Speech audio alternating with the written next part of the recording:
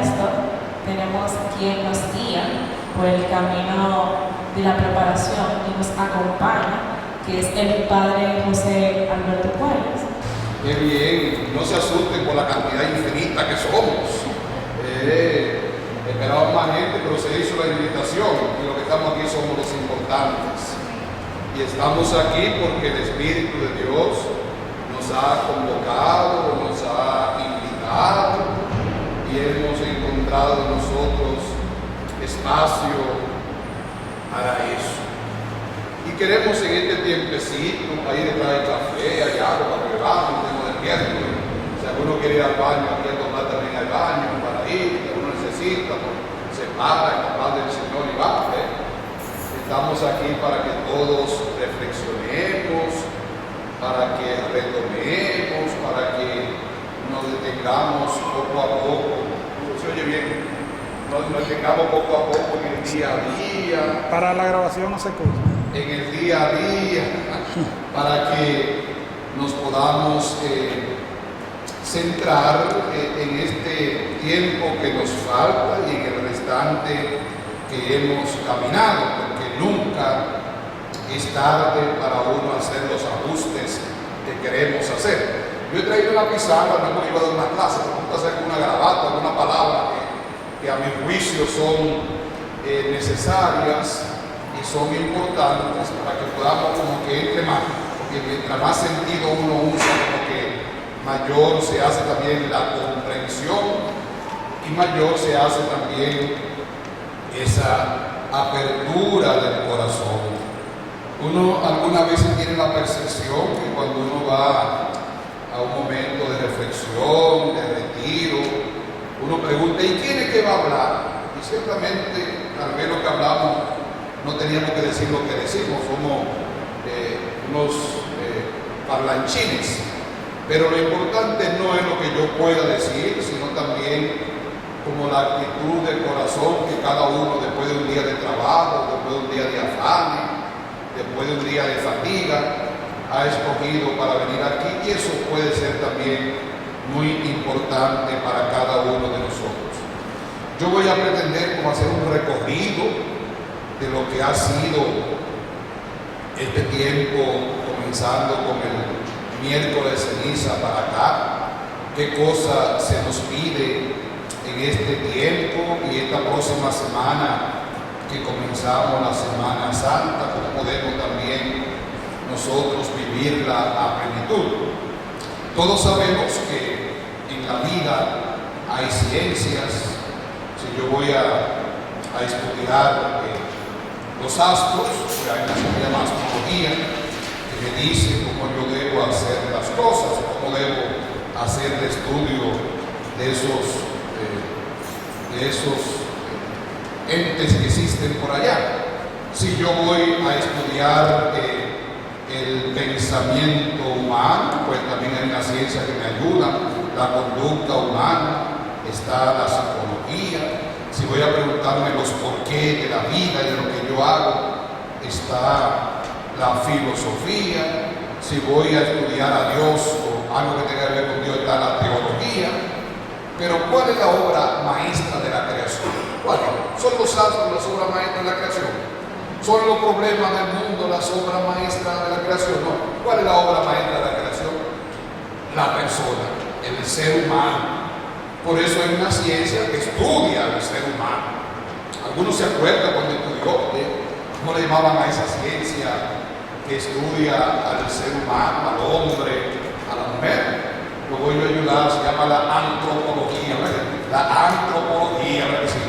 Es la ciencia que estudia, bueno, síganse cayendo, no hay problema. Es la ciencia que estudia al hombre, a la mujer, al ser humano, la antropología. Y la antropología tiene muchas definiciones del ser humano, muchas definiciones. Pero hay una que a juicios de muchos estudiosos es como la más completa de todas.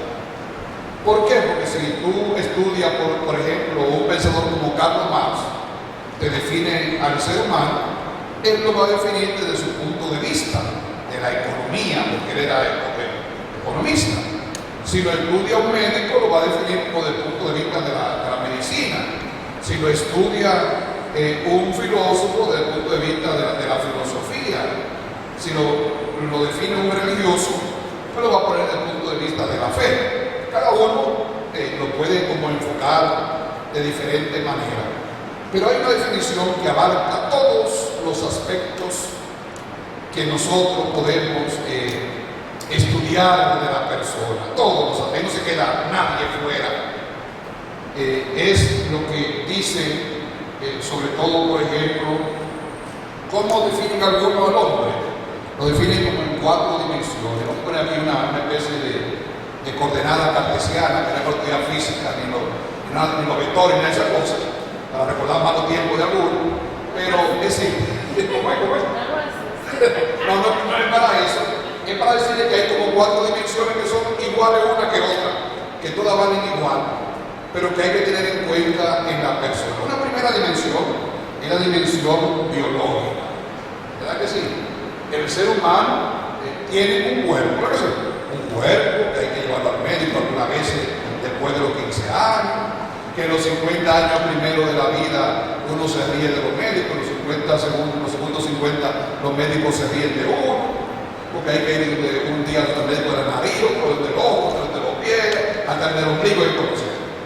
Hay que buscar alternativas. Un cuerpo que hay que ejercitar, un cuerpo que siempre es bueno que hagamos ejercicio, un cuerpo que hay que disciplinar, que hay que alimentar, que hay que darle comida, alimentación, que hay que bañarse por lo menos una vez a la semana, ¿verdad que sí? Que hay que hacer muchas cosas para cuidar el cuerpo.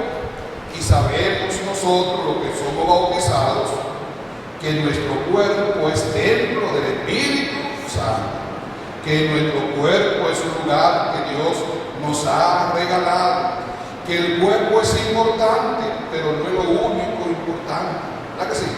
Que el cuerpo hay que desarrollarlo, pero no es lo único que hay que desarrollar, que el cuerpo es un don de Dios, pero el ser humano no es solamente cuerpo, que el cuerpo un día se va a dañar y se va a podrir, pero que mi vida no termina con el cuerpo. Es decir, hay que darle poder al cuerpo, sí, pero hay otros rasgos que se unen, el biológico, que es bueno, pero que no es únicamente bueno. Que hay un segundo rasgo muy importante, vamos a poner aquí abajo, que se llama el psicológico. Y cuando hablamos de psicológico, hoy en día del psicólogo, estamos hablando de que hay por lo menos 3 situaciones que son complicadas en la persona. El ser humano es complicado, por todos lados, donde quiera que usted lo vea, porque no es simple, es complejo, es complejo. Entonces, si es complejo, se complican algunas cosas. El ser humano tiene por lo menos 3 aspectos de la parte psicológica que son buenos destacar. Primero, está la parte de la cognición. ¿Qué significa cognición? La capacidad de aprender. El ser humano aprende, y por eso mandamos a nuestros hijos a la escuela, y por eso la familia incluye a los muchachos en principio en valores. El ser humano aprende, pero el único ser que aprende es el ser humano. El perro no aprende, repite alguna conducta. El delfín repite alguna conducta.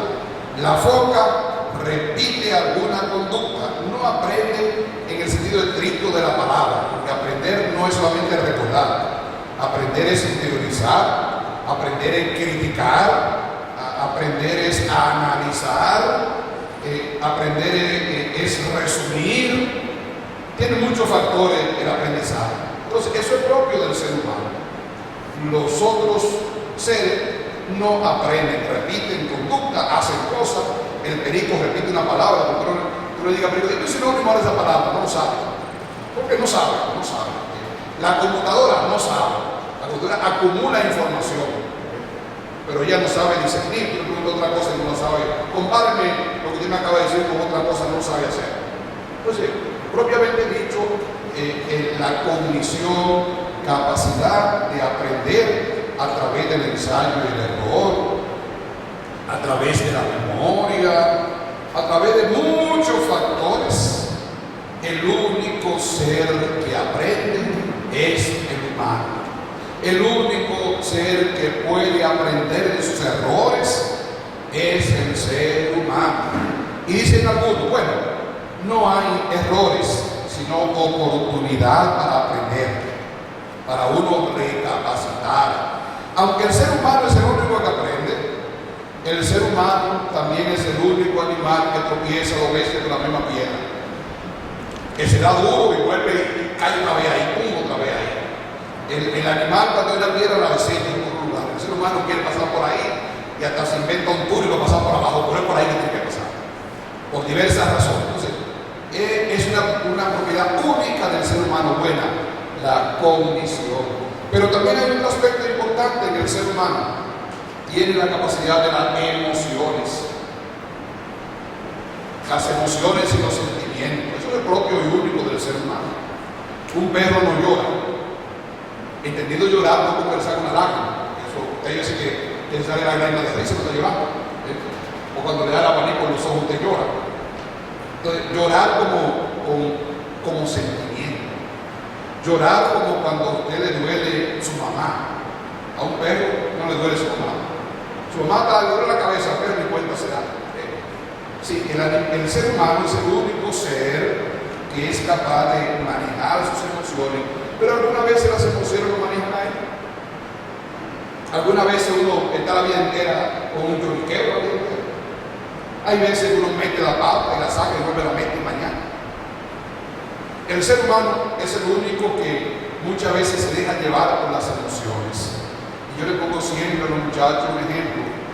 Ninguna persona se quita la vida, por ejemplo, porque no sabe matemática. Me voy a dar un tiro en los pies porque yo no sé matemática. No, eso no pasa. Me voy a dar un tiro en los pies porque no sé biología ni química. No, eso no pasa. ¿Por qué la gente se da motivo? Cuando no maneja bien las emociones. Cuando se cree feo, el más feo del mundo. Cuando dice que nadie lo quiere. Cuando reconoce que la mujer lo votó, el hombre lo votó. Y no sabe hasta reírse de los errores. Se cuenta que aquel niño que le decía, tú si eres feo, dice, yo soy feo porque tú no viste a mi hermano. Para reírse de los problemas, me dice que es feo, pero yo tuve más feo que él. Pero no hay que dar problema con eso. ¿Cómo uno entonces aprende a manejar las emociones? ¿Cómo uno no son las emociones que manejan a uno, sino usted maneja las emociones? Y eso es importante en el ser humano. Y el tercer aspecto muy importante en el ser humano, que va de esta parte de la cognición, de las emociones, es lo que llama la personalidad. El ser humano tiene un sello particular y único, que es lo que llama la personalidad. Hay mucha teoría de la personalidad, muchas definiciones de la personalidad, pero es lo que te hace así ser lo que tú eres. Es lo que aún en la silueta tú te pareces a ti. Es irrepetible, es la conducta secuencial que uno tiene, la manera recurrente de tipo de conducta. Es un conjunto de temperamento y carácter.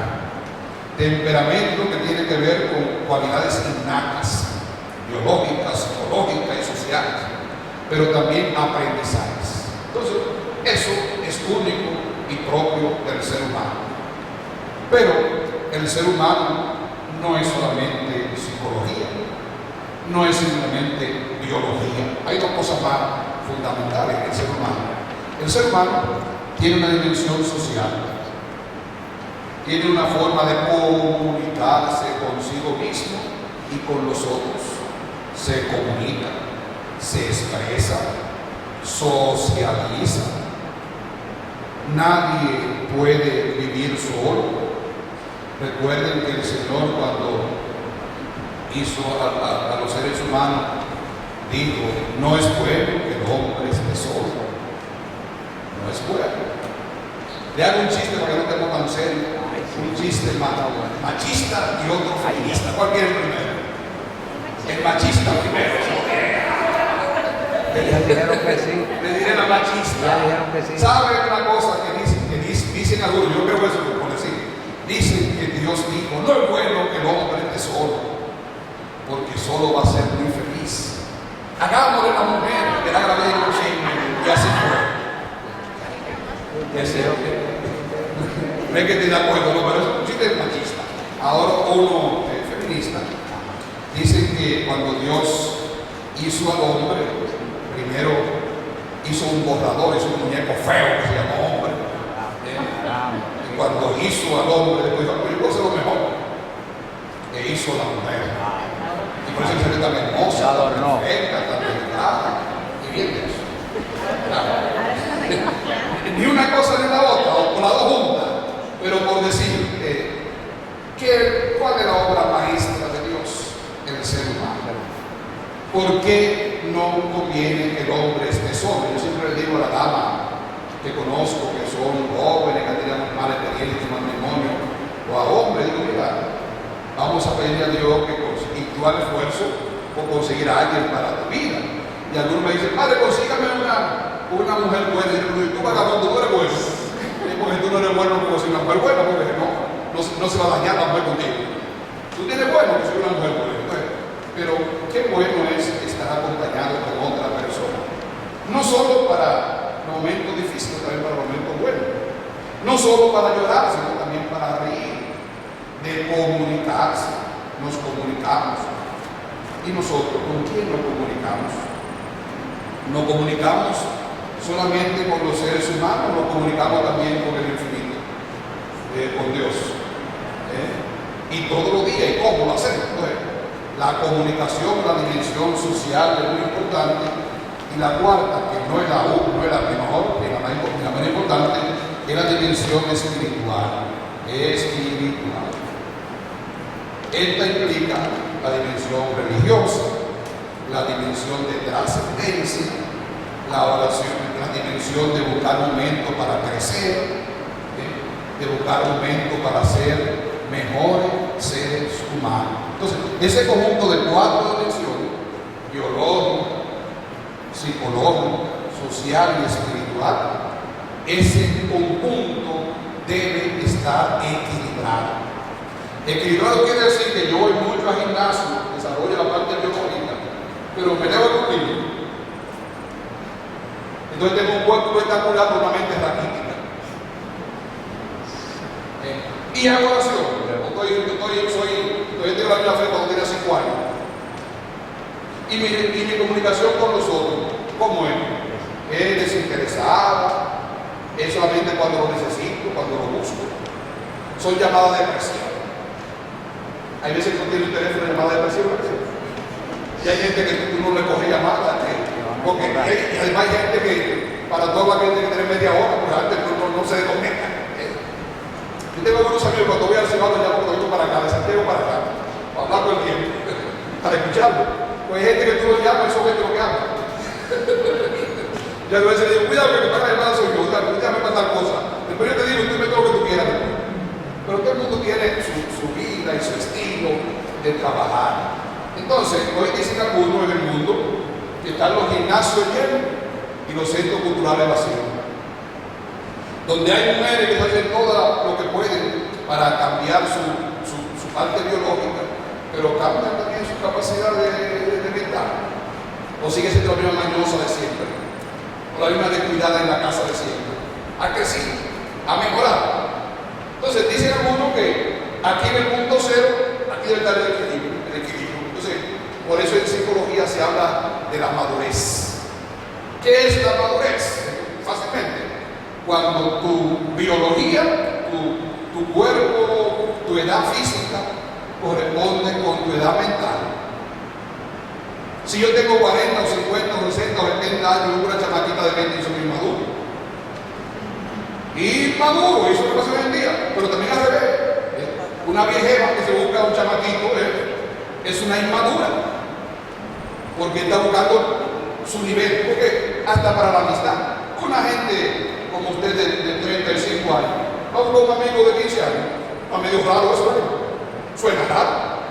¿Usted acepta que su hija o adolescente tenga un amigo adulto? No debiera ser así. No debiera, porque las amistades deben ser más o menos del nivel de uno, del equilibrio de uno. porque eso no es sano, no es sano. Entonces, hay que equilibrarse, y el equilibrio está cuando esas 4 dimensiones están equilibradas. Yo me preocupo por mi cuerpo, ¿cierto?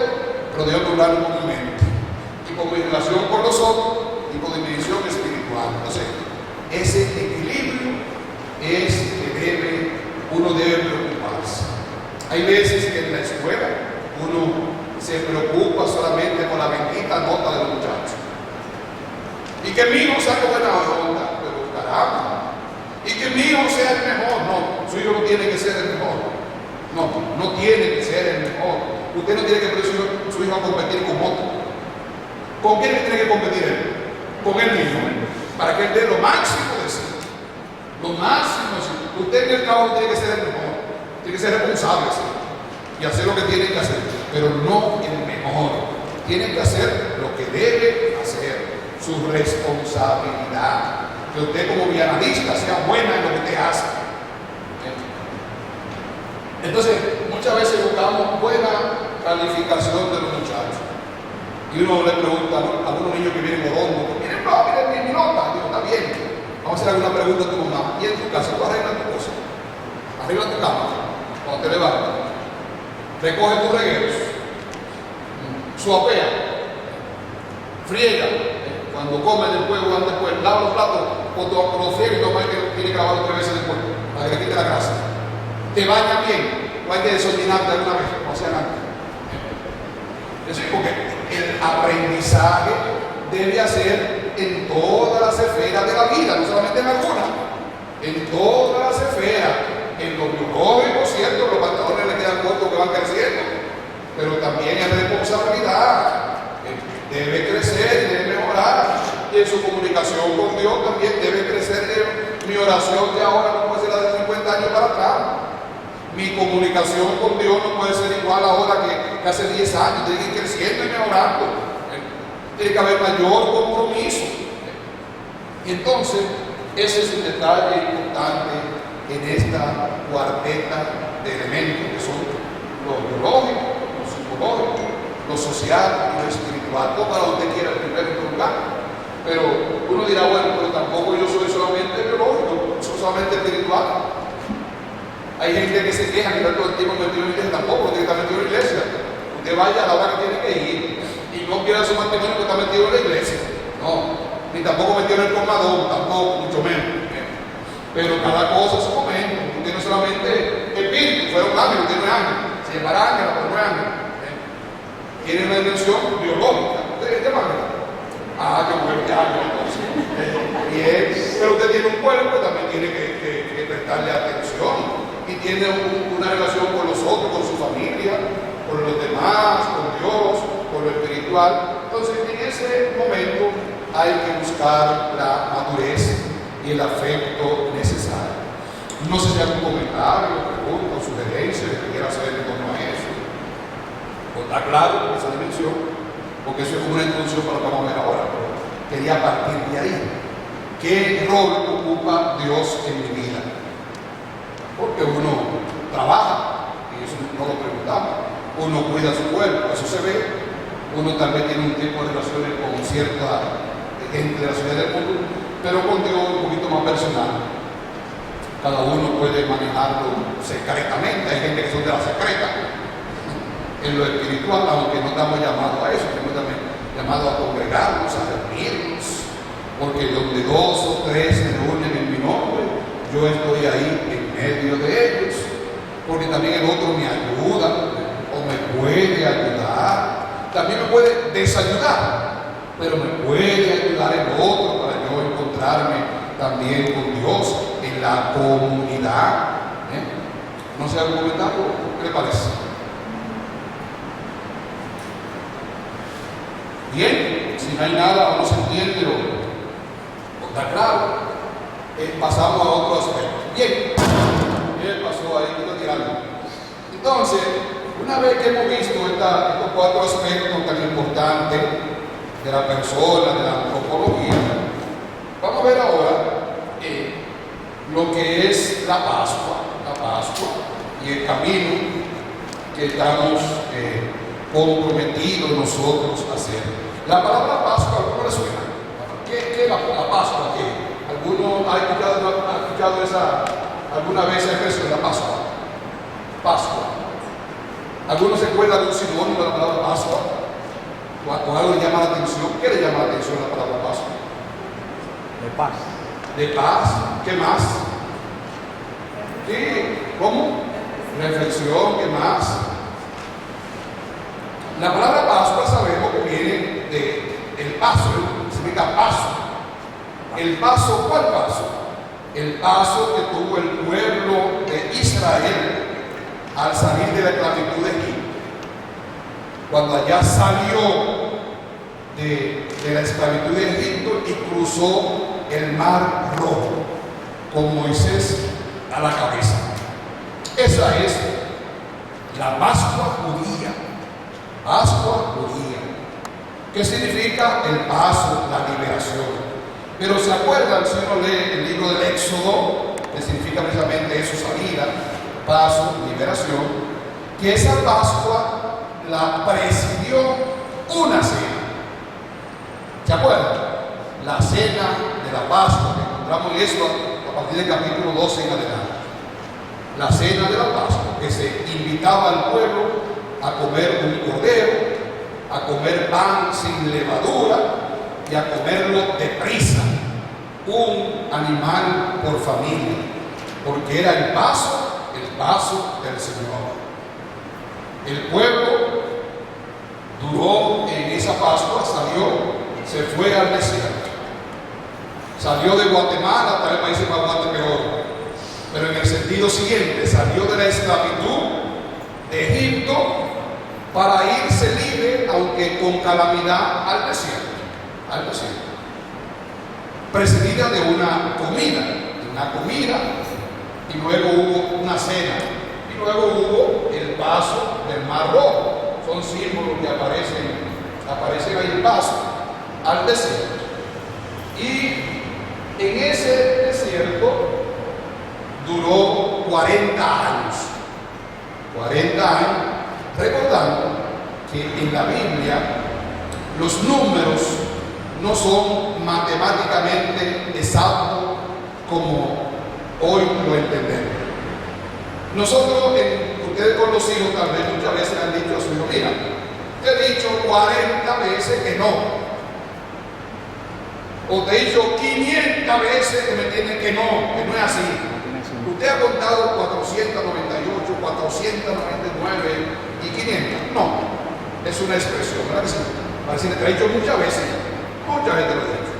O tú le dices a tu hijo: me tienes harto ya con eso. ¿Quiere decir que usted no va a hacer ese día? No, es una expresión para decirle que lo suficientemente ya ha sabido. En la Biblia los números no son necesariamente exactos como se dice. No es que sea mentira, no, pero que hay otra enseñanza. Habla de que Elías tuvo 40 días y 40 noches caminando sin comer al monte Oreb. Es imposible que una persona vaya 40 días y 40 noches caminando sin comer a ningún lugar. 40 días, 39, 40 días exactamente, es imposible. Aquí en República Dominicana hablamos de cuarentena. ¿Y la cuarentena cuánto era? ¿Cuánto le ponen? 14 días. Entonces te dije: una cuarentena de 14 días. Hay algo que no suena bien. Una quincena sería tu cuarentena. Pero la gente va a poner en cuarentena para 14 días. Entonces, uno en el desierto, ese tiempo, precedido de una cena. Luego, viene Jesús y hace la Pascua con mayúscula. La Pascua de Jesús, Pascua con mayúscula. Todo grandote, la Pascua. La Pascua del Señor. La Pascua. Y esa Pascua del Señor también estaba precedida de una cena. La última cena de Jesús con sus discípulos. Una cena donde se inmolaba el cordero. El cordero que comía allá en Egipto, el cordero pascual, era un animal. Ahora, ¿quién es el nuevo cordero? Jesús. Es el nuevo cordero. Ya no es una prefiguración, sino la realización de ese cordero. Entonces, la Pascua de Jesús no es salir de la esclavitud física o geográfica de Egipto, sino que es salir de la muerte a la vida, la otra Pascua. La Pascua, la primera era prefiguración de esta.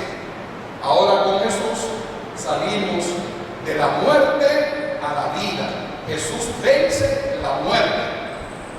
Y el cristiano también que cree en Jesús, la última palabra no es la muerte, sino la vida. La vida. Y ahí, corro esto porque no va a caber lo que voy a seguir diciendo, es importante otro aspecto. Nosotros en ese camino a la Pascua, tenemos un tiempo particular que ya al principio se nos decía, un tiempo que se llama la Cuaresma, un tiempo en que, si quieren, bueno, se vaya, ya lo bajamos, yo voy por allá ahorita. Ese camino de Jesús es lo que se llama hacia la Pascua, es lo que se llama es lo que se llama, la Cuaresma, que ya vimos lo que significa también cuarentena, Cuaresma, que significa los 40 días, y hay muchos ejemplos en la Biblia de 40 días y 40 noches duró Jesús en oración. 40 años duró el pueblo en el desierto. 40 días y 40 noches fue el diluvio universal. 40 días hubo Elías caminando al monte Horeb. Muchos símbolos de 40. Y eso de 40 ya vimos lo que significa. En la Cuaresma, que comenzamos el miércoles de ceniza, ¿por qué comenzamos el miércoles de ceniza? Porque desde el miércoles de ceniza hasta el jueves santo son 40 días de preparación, hasta que comenzamos el viernes santo, el triduo pascual, 40 días. Y en esas semanas, 6 semanas y 7 con la Santa completa, se nos invitan a 3 cosas. ¿Alguien se acuerda a qué cosa se nos invita en Cuaresma? 3 cositas fundamentales. ¿Alguien se acuerda cuáles son las 3 cosas? ¿Cuáles son las 3 acciones? Ayuno, por un lado. Oración, limosna. ¿Cuál otra? Oración. Ayuno, oración. ¿Y cuál otra? Reflexión. Limosna. Y limosna. Y uno se dirá, bueno, ¿y en qué aplica que yo ayune para que se trabaje mi vida interior? O para mi comunicación con Dios. ¿Será porque yo quiero bajar alguna libra de más que ayuno? ¿Será por la dieta? Que en vez de la dieta es siniestra, ¿verdad que sí? ¿Será? ¿Por qué será? Y el ayuno es bueno hasta para humanamente hablando, es bueno. Pero, ¿cuál es el sentido del ayuno? El ayuno significa, son 3 acciones que la iglesia nos manda siempre a hacer. Siempre hay que ayunar, siempre hay que orar y siempre hay que dar limosna, siempre. Pero la iglesia nos dice, miren, siempre hay que hacerlo, pero ahora de manera particular. ¿Alguno de ustedes ha ido a un 15 años de su hija, verdad que sí, o una fiesta alguna vez?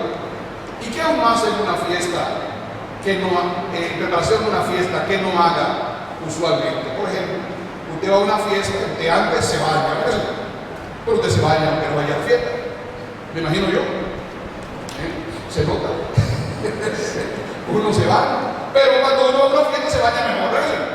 Ustedes las mujeres van al salón a ponerse más hermosas, porque ya son hermosas. Aunque el salón esté cerrado, ¿verdad que si uno va? El salón de belleza, porque hay mujeres que van al salón y después vienen como de grillar y que parados. Pero bien, ustedes son bellas como quieren ir al salón a ponerse rajas, pero son bonitas, son bonitas. Entonces usted va al salón a ponerse hermoso, pero no es por la fiesta solamente, no, usted siempre lo hace, ¿verdad que sí? Aunque algunos van a su casa al salón y no vienen con un bendito tubio. Pero bueno, yo si fuera presidente, yo prohibiría 2 cosas en el país. Que hubiera tubio, cadena perpetua para la mujer que usa tubio, y el vino por uno. Para que no engañen a los hombres, eso es de vieja. Pero bien, eso es para uno relajado, para uno hacer lo que quiera. Pero hay veces por la mañana que tuve aquí a ella con un tubito, ella con un tubito. Y bueno, ya la están dañando tan temprano en su vida. Maestro, saludo a la Salud. Yo quiero preguntarle, usted decía que iban a quitar el vaporú. Pregúntale. Bueno, maestro, buenas a todos, señor maestro. Usted decía que iban a quitar el vaporú. Entonces, ¿qué significado tiene el vaporú en la vida de las personas? No, las mujeres también, lo que digan que los hombres, ¿qué pasa con una señora que siempre, hay gente que hasta se come el vaporú, y lo embarran? Pero si usted es feliz así, sígase embarrando. Yo lo digo para relajarlo, no se puede. No sígase embarrando, pero que son cosas que uno dice que crean dificultades o que pueden crear dificultades en un matrimonio. La mujer que va al salón a ponerse bonita para ella primero, y después para los que están con ella, pues va con su dedito tubo y su alfoguita y su cuestión guardada. Y por bien, sigan haciendo. Si usted pone de acuerdo con su marido, no hay problema.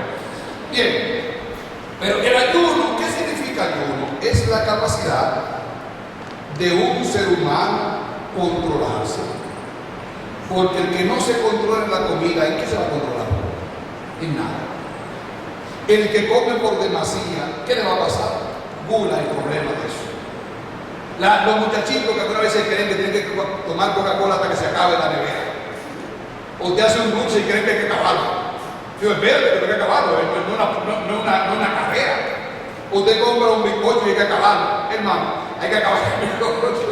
No hay que acabarlo, porque no se trata de comer con gula. ¿Cómo hasta que usted entiende? Las personas se nos invitan que tengamos la capacidad de controlarnos, que tengamos la capacidad de poner límites, que no podemos comer 2 pedazos de pizza, pero no solo 1 pedazo de pizza, que no hay que comer con los ojos, que tú comes hoy, pero a otro le falta comida, y tú muchas veces la desperdicias en la boca, mientras a otro le hace falta. Yo en estos días en la clase, yo siempre doy clase del sexto grande, sexto bachillerato, el último año, y en estos días estábamos estudiando un poquito sobre la pobreza extrema. Y yo decía, hay un estudio de la CEPAL y de otras instituciones económicas de América Latina que dicen que tanto miles que hay en República Dominicana y millones en el mundo que padecen hambre. Pero padecer hambre, según la CEPAL y el PNUD, es cuando una persona vive con menos de $1 al día. Si $1 son 60 pesos, tiene 60 pesos al día para desayunar, y con esos 60 pesos para merendar, para comer, para beber agua, para cenar y para todas esas cosas. A eso se llama pobreza extrema. Yo decía, ustedes, gracias a Dios, nunca han pasado hambre. Gracias a Dios a su familia. Porque pasar hambre no haber comido ayer y ahora a las 6:10 tampoco haber comido. Pasar hambre es la persona que nunca ha comido, se la come y se la come. Ese pasa hambre. Usted no pasa hambre, gracias a Dios. Y en el mundo hay gente que lo hace. Y aquí hay gente en República Dominicana, muchachos, que lo hacen y viven de eso. Viven en la calle y viven con pobreza extrema. Entonces, si yo puedo dejar voluntariamente de comer alguna cosa en exceso, me estoy trabajando. Y eso es lo que importa. La iglesia recomienda, por ejemplo, que el miércoles de ceniza y los viernes de cuaresma no se coma carne. No es porque comer carne sea pecado, ni el que come carne se come a Cristo, nada de esa bobería, nada de eso. Es porque se entiende, en términos general, que comer carne debiera ser algo necesario para todo el mundo, diario. Entonces tú ese día te privas de algo que tú puedes en solidaridad por otro. Pero algunos dirán, bueno, como me gusta la carne, pero me gustan mejor los mariscos, voy a comprar mariscos y le puedo las alturas de marisco. ¿Cuál es el negocio? O si tú no te gusta la carne, no te privas de la carne, prívate de otra cosa. Prívate del café, tanto café, del cigarrillo, del romo. Porque hay gente que no bebe romo, sino romo. Del ron, del alcohol, prívate de otra cosa. Entonces, es importante que uno pueda capacidad para ayunar. Segunda cosa que se nos pide, Oración. Orar. ¿Qué es orar? Es hablar con Dios. Hay evangélicos por ahí que dicen, no, no es lo mismo orar que rezar. ¿Quién ha dicho que no? Es lo mismo. Es lo mismo. Orar, meditar, reflexionar, ponerse la mano de Dios, todo es lo mismo. No, porque dicen algunos que orar es inventar una oración y rezar y repetir cosas. Y cuando Jesús le preguntaron, Señor, enséñanos a orar, ¿qué dijo él? Le dijo, cuando vayan a rezar, invéntese una oración. No, ¿qué le dijo?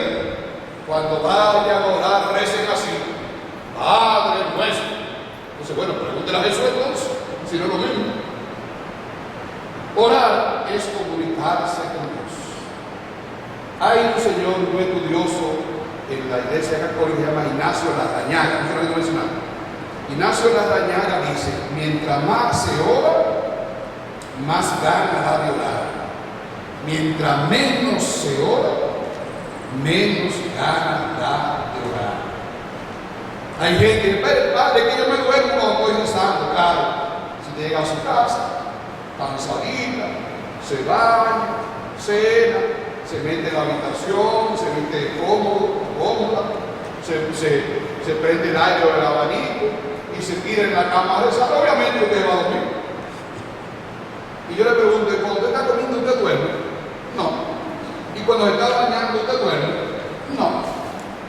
Quiere decir que usted saca tiempo para eso, que saque tiempo también para lo otro, porque decía ahorita, saque tiempo para... No es que yo oro todo el tiempo, si todo el tiempo te ora, pero saque, usted también come todo el tiempo casi siempre, está picando, usted come en momentos especiales, saque tiempo para orar. Y orar es comunicarse con Dios. Por ejemplo, ustedes tienen su celular, su móvil, y tienen sus contactos favoritos, sus amigos, y tendrán también su criterio para elegir algunos amigos. ¿Y usted tiene como favorito amigos?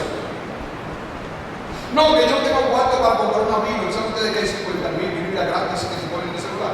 Yo tengo una gratis en el celular. Se descarga la que usted quiera, hasta en audiolibro para que se la lea. Y no tenga que hacer nada, solamente escuchar. Y hay oración y la palabra diaria y todo lo que usted quiera lo hay ahí. Entonces no digamos porque uno saca tiempo y saca importancia para lo que uno es significativo y para lo que uno quiere. Entonces orar, ¿cuándo hay que orar? Siempre. ¿Cómo hay que orar? Para Dios lo que le importa no es lo que tú le digas, sino la actitud y la fe con que tú lo digas. Podemos orar. Dice Ignacio Larrañaga que aquel hombre que iba al campo, iba a la iglesia, un obrero pobre, y decía, Señor, aquí está Juan reportándose. Y ya esa era su oración, y Dios sabía que Juan estaba ahí reportándose. Esa es su oración, porque para Dios no se engaña con palabras bonitas y filosóficas. Si Dios es la actitud que tú le presentes, qué bueno es sacar tiempo para orar. Qué bueno es sacar tiempo para orar. Entonces, ayuno, trabajo personal, oración, comunicación con Dios. Limosna significa comunicación con el hermano. ¿Cuántos de nosotros ayudamos a otra persona?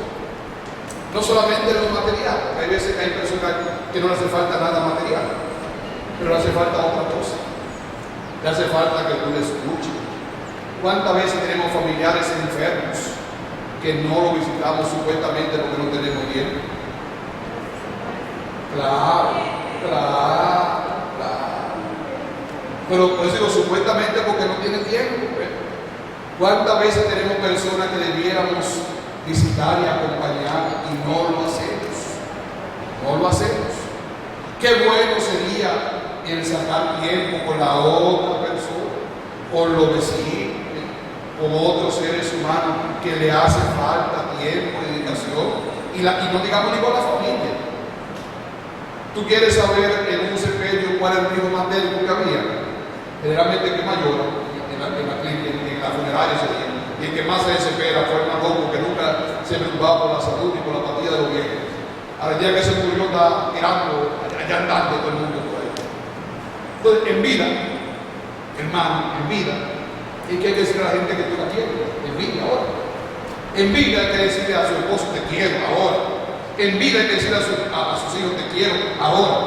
En vida hay que decirle a la gente te quiero, te amo ahora. Dígaselo. No escatime palabras ni esfuerzo, dígaselo. Es que ellos lo saben, sí, pero quieren oírlo también.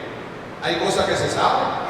Es como el esposo que algunas veces solamente abre la boca el día que la mujer la comida le salió un poquito mala. Pero el día que está buena, dice, vieja, qué buena te quedó la habichuela hoy. Qué buena te quedó la sopa hoy, qué buena te quedó el pollo. Gracias, mi amor, porque pusiste tu arte ahí estando cansada, no te bien. Qué bueno te quedó el pompón, ¿verdad que sí? Con la habichuela me lo comí, mire, casi la barriga se desautora. Es decir, ¿cómo es posible también uno conocer lo bueno? Entonces, esa es la vinculación. Si nosotros queremos comunicarnos con Dios, tenemos que comunicarnos con Él, con los brazos levantados, pero con los pies en la tierra, para no despegarnos de aquí. Yo me comunico con Dios, pero no me separo del hermano o de la hermana, y me trabajo yo en la ayuda. Usted quiere acercarse a Dios, tiene que hacer las tres cosas: comunicarse con Él, trabajarse usted y acordarse del vecino. No para chismear, sino para ayudar. Y nadie es tan pobre que no pueda dar algo. Y nadie es tan rico que algo no le haga falta. Entonces, ¿cómo es la vinculación con Dios? Orando hacia arriba, comunicándome con el hermano y trabajando en mi forma de ser. Hay veces que Dios que me ayude, Dios te va a ayudar, pero trabaja y Dios rogando y con el mazo dando. Si usted es mala palabrosa, que se le sale la mala palabra, dice la gente. Si se sale mala palabra, ¿por qué será que se sale? Porque hay mucha. Y se sale. Este jarrón nunca el agua se va a salir por aquí. Así como está. Usted nunca se va a salir. Ahí no se sale. ¿Por qué? Porque a la rellena se sale. Si su corazón está lleno de agua, no se sale por arriba. Si está lleno de mala palabra, ¿qué va a pasar? Se sale y se van sin uno darse cuenta. Entonces hay que revisar cómo está nuestro corazón. ¿Qué hay dentro? Porque dice un refrán que de la abundancia de la boca habla el corazón. La abundancia del corazón habla la boca. De lo que hay dentro, uno se le sale. ¿Por qué no le sale buena palabra? ¿Por qué una persona muchas veces reacciona con violencia? Porque dentro hay violencia. Y donde está Dios, no puede haber violencia. Donde supuestamente está el Señor, no puede haber otra situación que no sea eso. Entonces, esto es un trinomio que también es muy interesante. Parece, me trabajo, oro y me comprometo con el hermano. La fe en Dios no es una fe teórica, como dice alguna gente. No, yo creo en Dios y ya basta. Yo creo en Dios, pero esa fe que yo digo, que yo creo en Dios, como dice San Juan, quien dice que cree en Dios y no ama a su hermano, ¿qué cosa es? Un mentiroso. Primera parte de Juan. El que dice que ama a Dios y detesta a los seres humanos, no ama a ningún Dios, porque Dios se quedó en muchos lugares, pero se quedó en el otro, en la otra. Dios está ahí. Dios está en el hermano, porque ese hermano fue hecho a imagen y semejanza de Él. Y amar no significa poseer, ni amar significa cegar, ni amar significa dominar al otro, ni amar significa estar manoseando al otro. No, amar significa respetar, tolerar, aceptar al otro, aunque piense diferente. Y qué bueno que piensa diferente.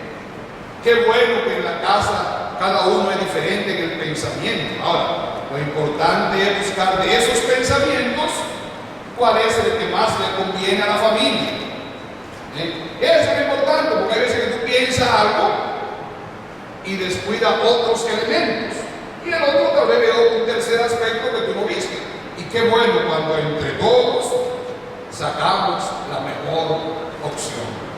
Entonces, no nos olvidemos de orar, de compartir lo poco o lo mucho que tenemos y de trabajarnos interiormente.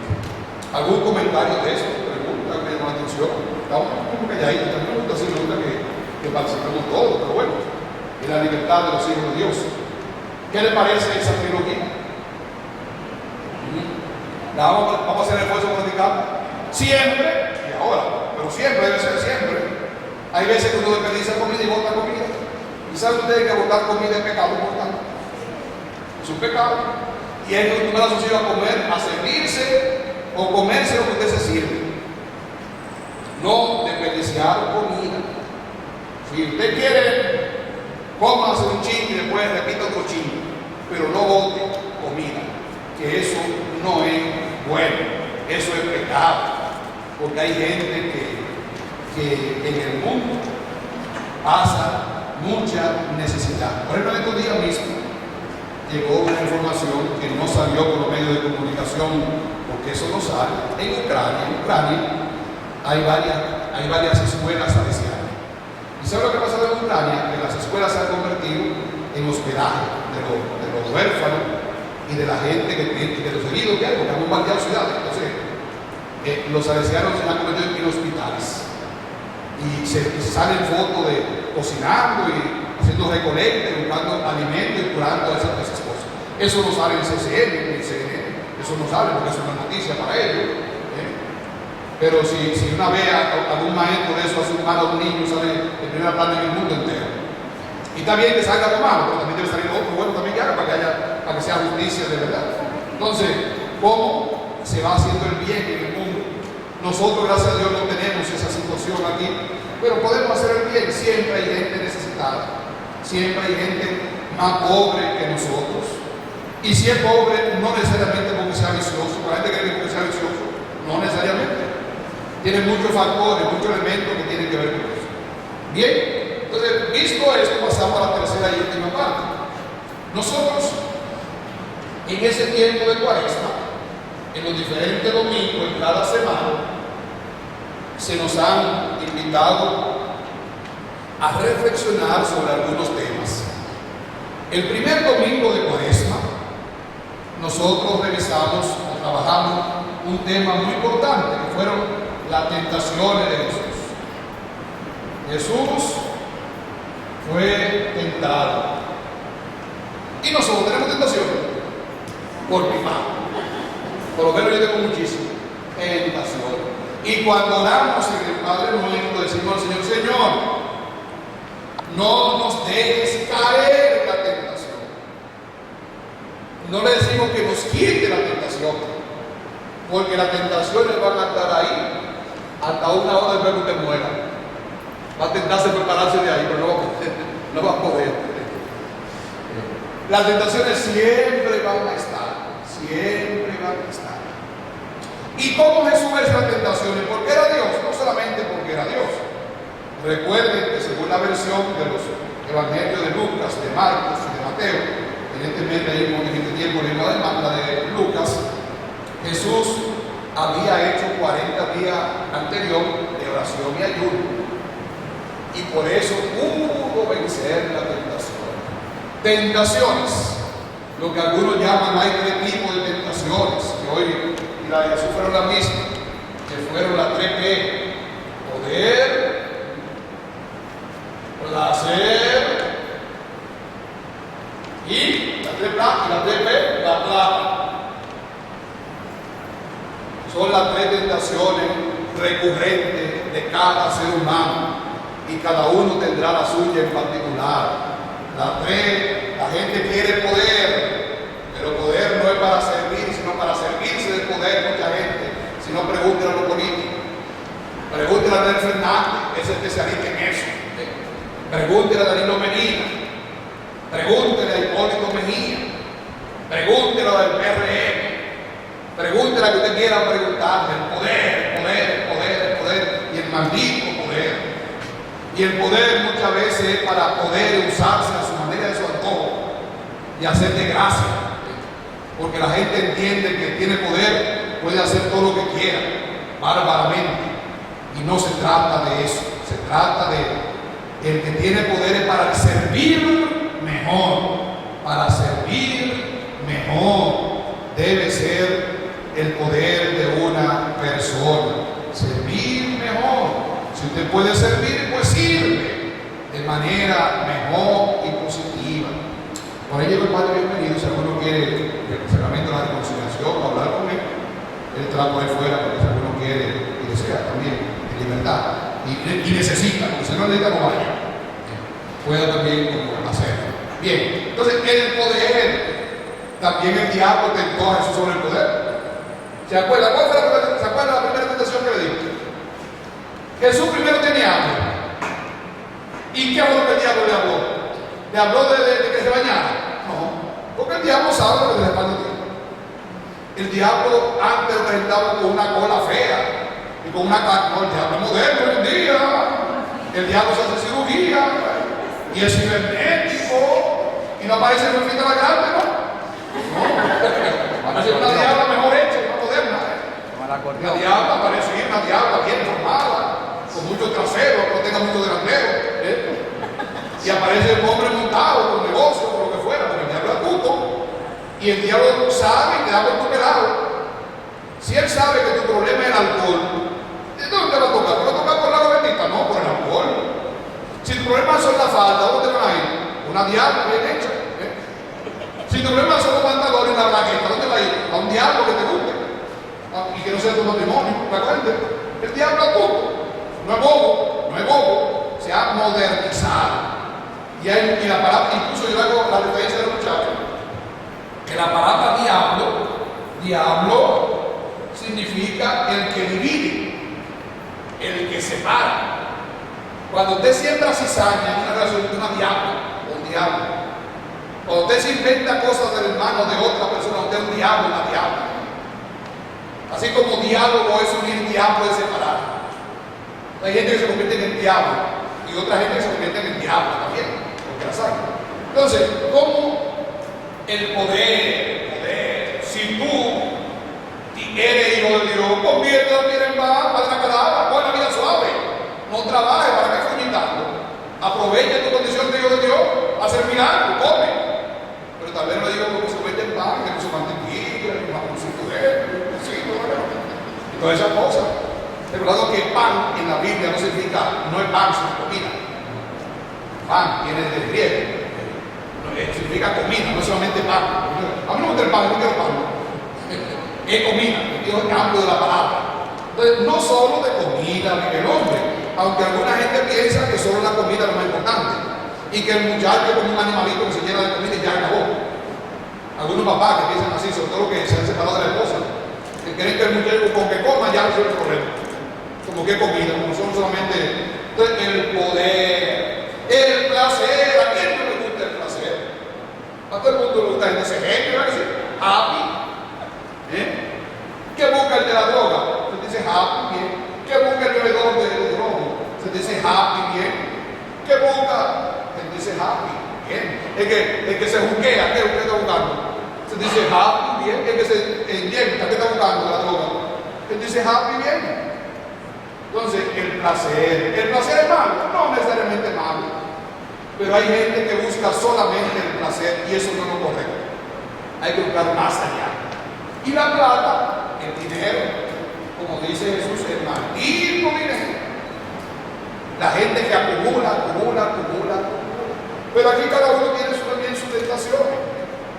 Cada uno tenemos nuestra tentación. ¿Sí? Claro, y el placer también que va de ahí. Las tres. Perfecto. Claro. ¿Cómo dice el refrán? No hay cosa en el mundo peor que un bruto con cuarto. Porque un bruto con cuarto, ¿qué es lo que busca? Pues repita.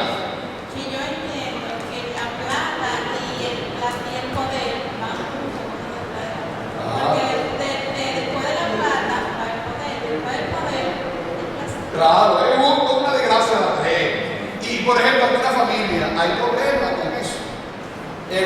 familia hay un secreto económico, no sabe lo que gana el otro. Y no se dice. Claro, pero el que falla en el dinero falla en otra cosa.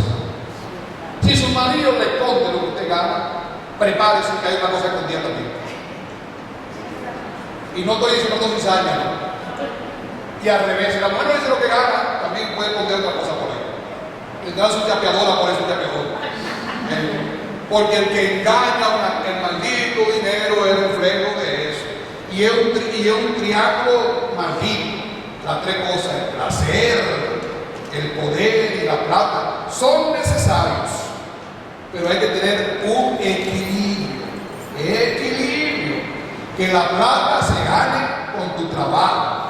Que el poder lo uses no para tú servirte, sino para tener mayor responsabilidad con los otros.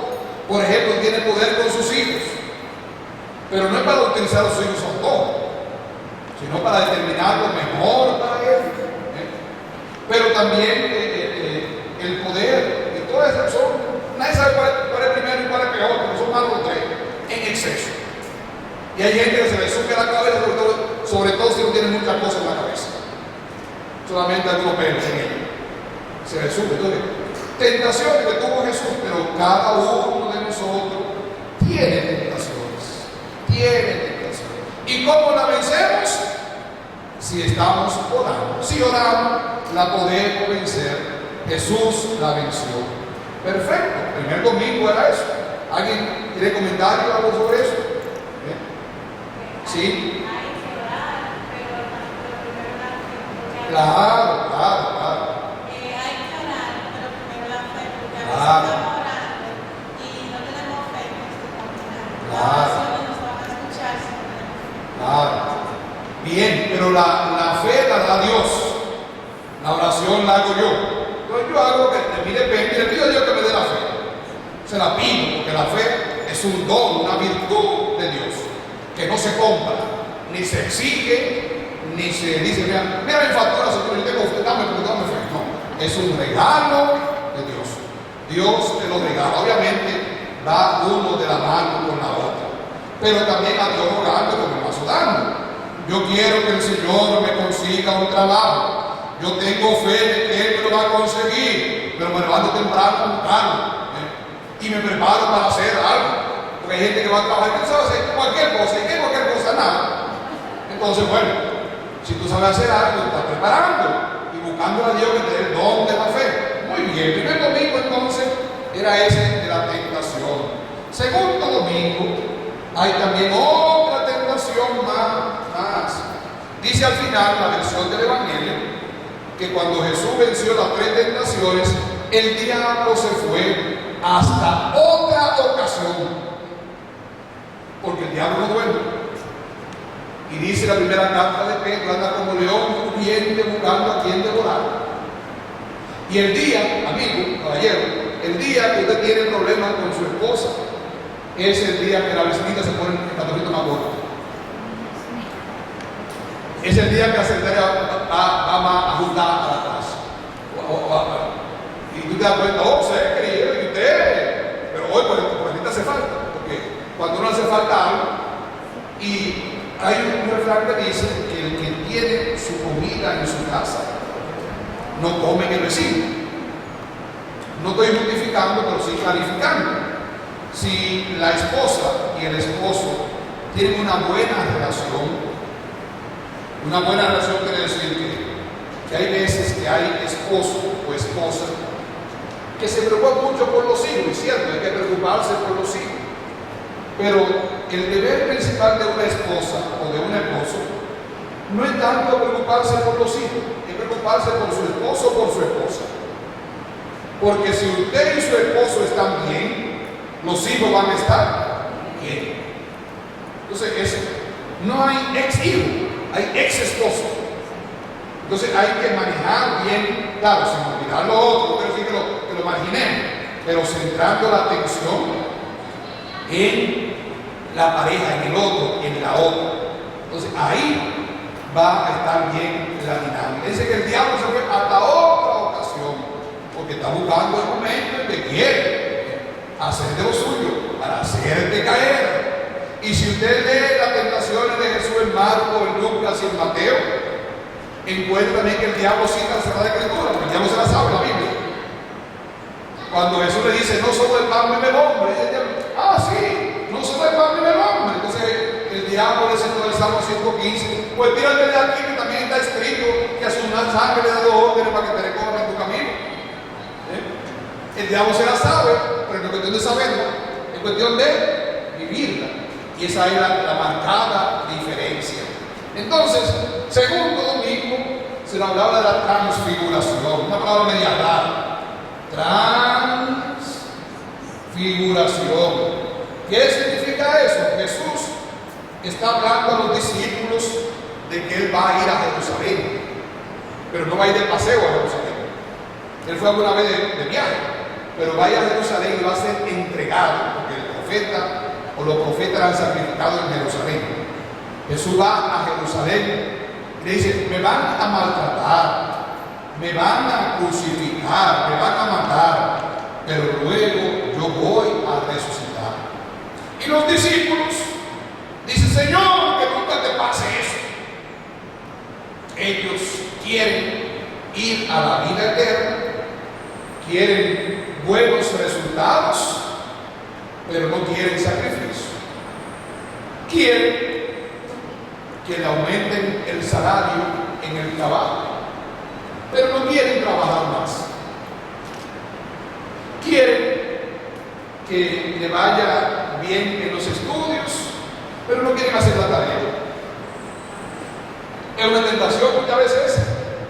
Uno quiere que la casa esté limpiecita, pero no quiere hacer los oficios. Quiere que la comida esté buena, pero no quiere cocinar. Quiere que uno cambie, que el matrimonio cambie, pero tú no estás dispuesto a hacer nada para cambiar. Entonces, ¿cómo?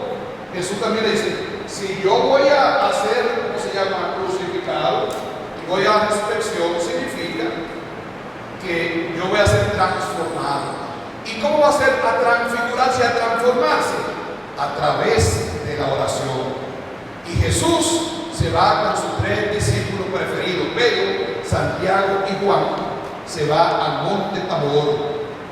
Y allí en la montaña aparecen dos personajes grandiosos, Elías y Moisés.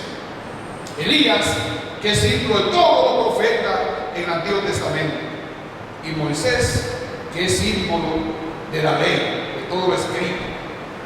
Esos que habían subido también al monte Horeb uno y al monte Sinaí el otro, ahora certifican que Jesús es el Mesías. Y allí por la oración Jesús se muestra como es Dios. A tal manera que Pedro dice, Pedro, siempre el agentado de Pedro, dice, Señor, qué bueno es estar aquí, querémonos aquí, que aquí no se va la luz, aquí el marido no funde ni la suegra chismotea, aquí no estamos novios, aquí no hace calor, aquí hay dificultad, qué bueno es quedarse aquí. Y diría Jesús, qué rico, no, hay que bajar a bañar la yuca. ¿Usted quiere casar? Guaye su yuca. ¿Usted quiere mangú? Maje su plátano. ¿Usted quiere familia buena? Haga el sacrificio de familia buena. ¿Usted quiere mejores salarios?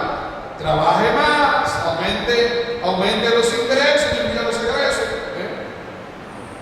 Esa es, eso le transfigura. Segunda semana. Otra tentación que tenemos los seres humanos de buscar buenos resultados con poco esfuerzo. Tercera semana. Tercer domingo, Jesús nos habla de que hay que dar fruto bueno. Y ese fruto bueno tiene que radicar en conversión. Conversión, ¿qué significa? Cambiar de ruta.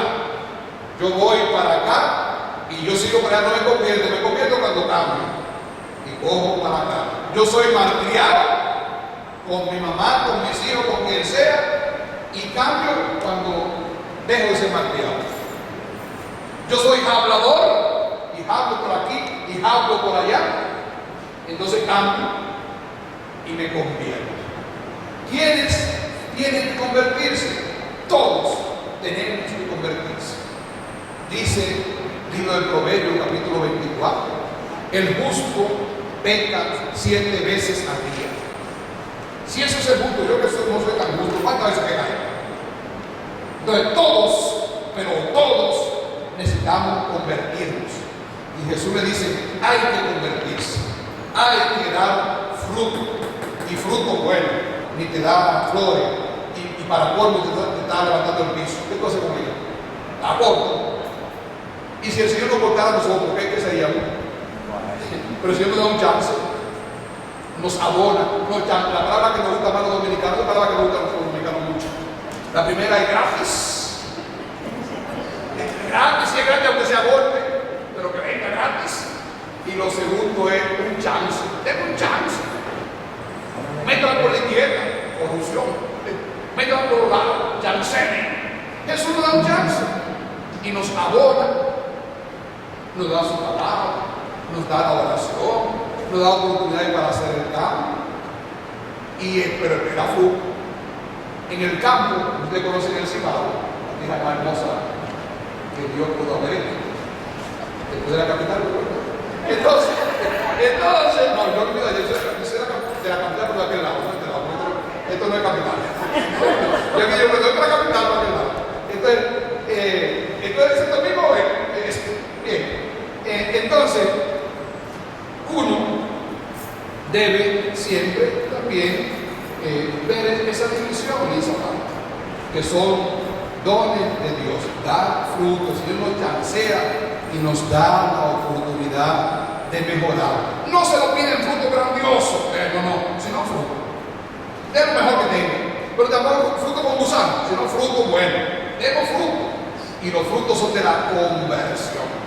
Bien, el otro domingo cuarto, la semana pasada, la anterior, la cuarta, nos hablaba del Padre misericordioso. El Evangelio de Lucas capítulo 15, misericordioso, o lo que la gente conoce con el hijo pródigo, misericordioso. Ese padre que tenía 2 hijos, uno que se fue, que era medio vagabundo, y otro también que se quedó, que era medio vagabundo, pero se quedó. Y es lo que llama el pecado por acción y el pecado por omisión. Cuando uno en la Eucaristía dice, yo confieso que he pecado mucho de pensamiento, una parte, de pensamiento, de palabra, de obra y de omisión. ¿Qué omisión? Cuando tú omites hacer el bien pudiendo hacer.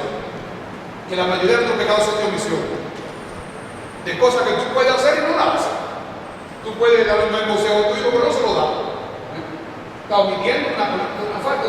Ese hijo pequeño que se fue, pues quería disfrutar el mundo, pero se quedó también con la intención de disfrutar porque era ahora. Y al final el Padre misericordioso nos ama a los dos, como a todos nosotros nos ama el Señor.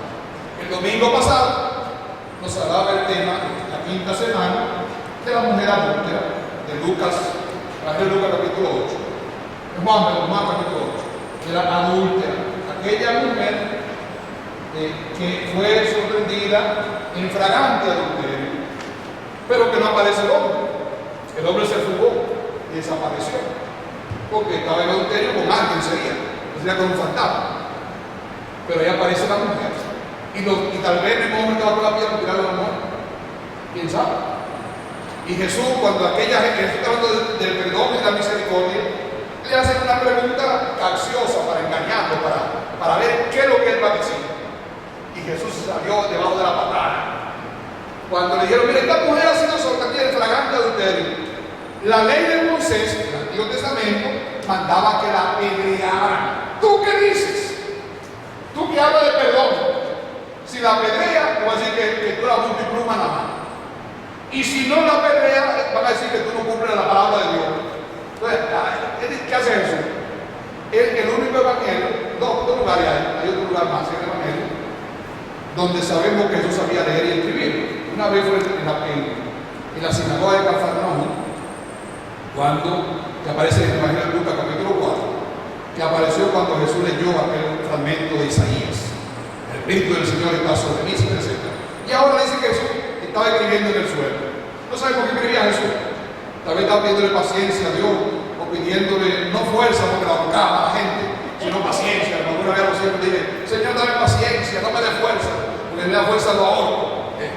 Dame paciencia para saber soportar. El caso es que Jesús al final le dice la famosa frase a aquella gente: el que esté sin pecado, que tire la primera piedra.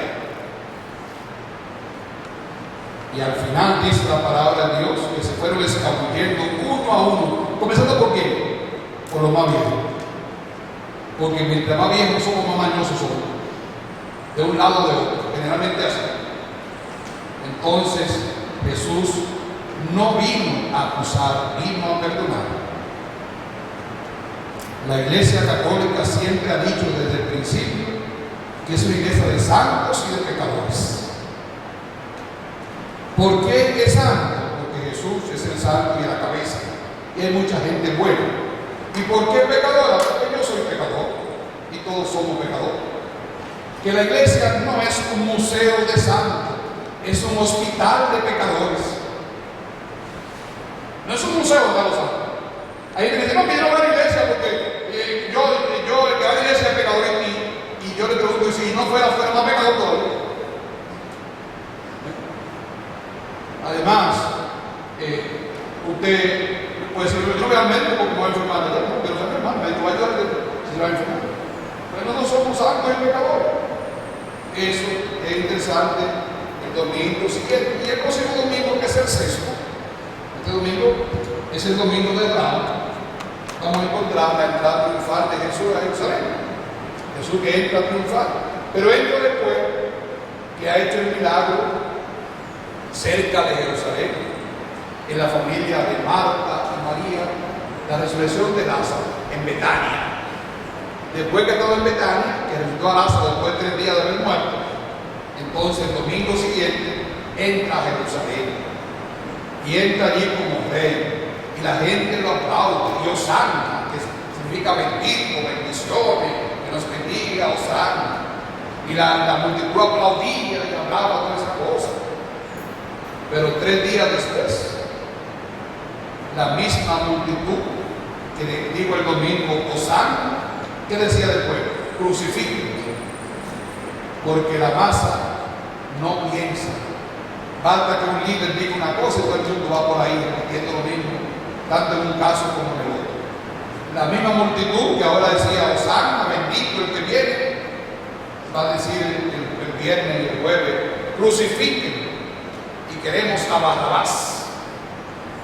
Y desde entonces la gente elige a Barrabás en la política. Eliges a lo malo por encima del bien. Y posteriormente, después que termina esa sexta semana, en la séptima semana, vamos a celebrar la Pascua verdadera.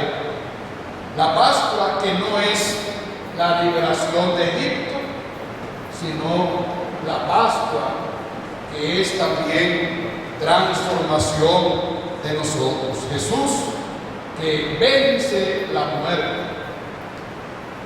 Jesús también que invita que todo el que cree en Él tendrá vida eterna.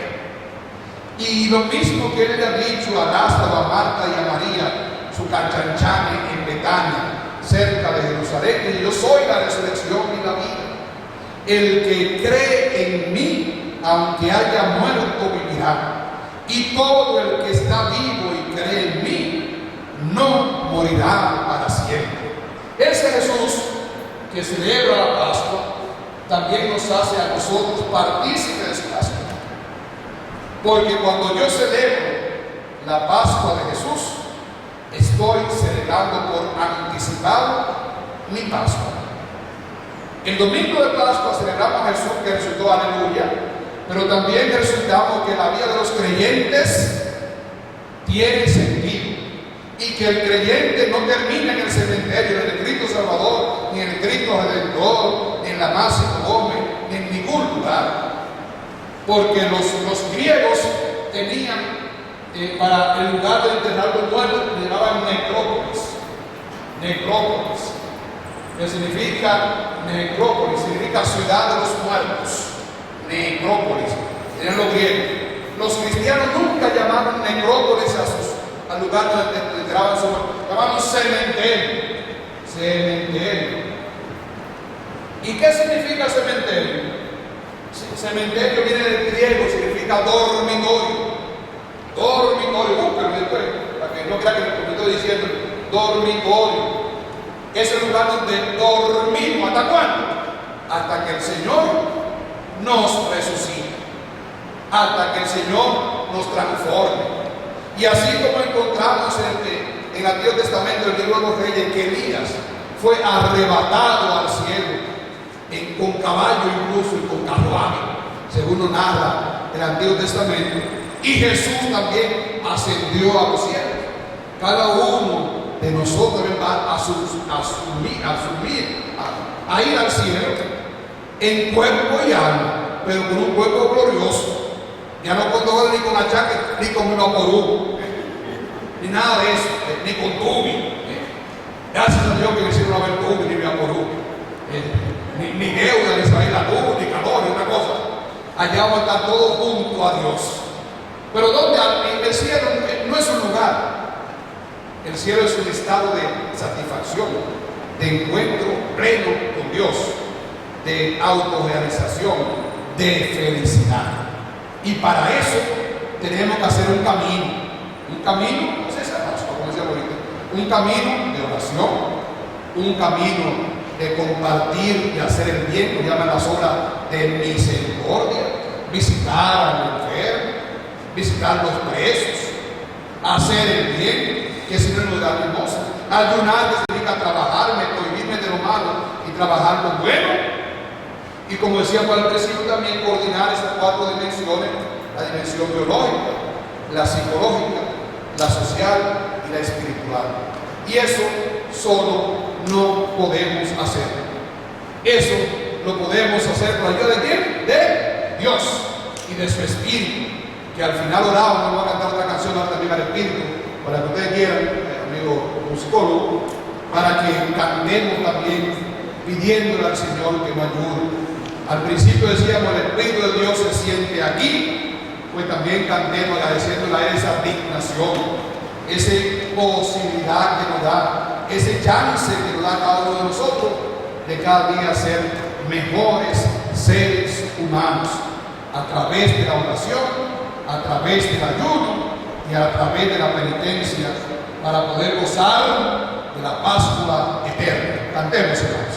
Señor, toma mi vida nueva, antes de que la espera, desde en mí. Estoy dispuesto a lo que quieras, no importa lo que sea, llámame a servir, llévame donde los hombres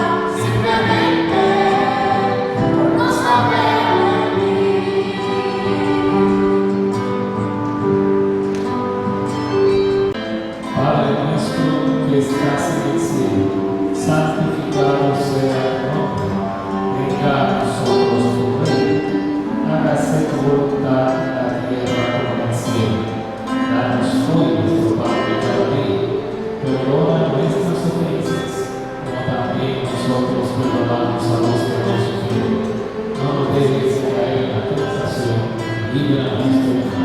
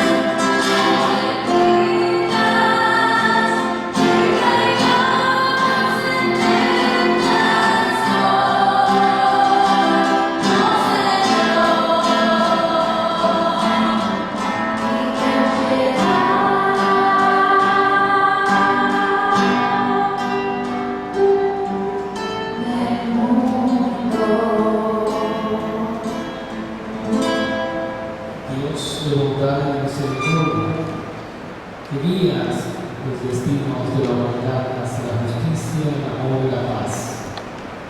Lleva nuestros pasos para encontrar nuestro camino hacia la transformación interior de nuestra vida y contribuir contigo en la salvación de esta humanidad a través de la construcción de un mundo más justo, solidario, fraterno y equitativo. Te lo pedimos por Jesucristo nuestro Señor. El Señor esté con ustedes.